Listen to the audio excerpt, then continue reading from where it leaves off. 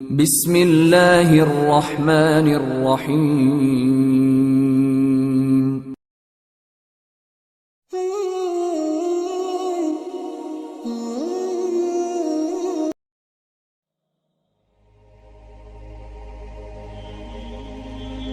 While بن حجر رضی اللہ عنہ کہتے ہیں کہ دو آدمی، ایک حضر موت سے اور ایک کندہ سے، نبی اکرم صلی اللہ علیہ وسلم کے پاس آئے۔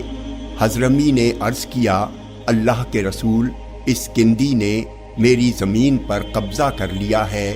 اس پر کندی نے کہا، یہ میری زمین ہے اور میرے قبضے میں ہے، اس پر حضرمی کا کوئی حق نہیں ہے۔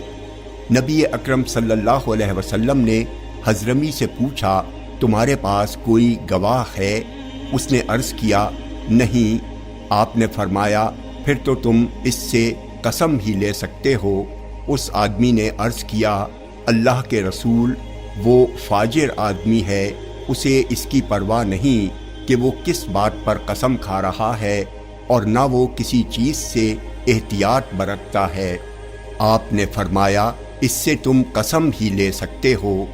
آدمی قسم کھانے چلا تو رسول اللہ صلی اللہ علیہ وسلم نے جب وہ پیٹھ پھیر کر جانے لگا فرمایا، اگر اس نے ظلماً تمہارا مال کھانے کے لیے قسم کھائی ہے تو وہ اللہ تعالیٰ سے اس حال میں ملے گا کہ اللہ اس سے رخ پھیرے ہوگا۔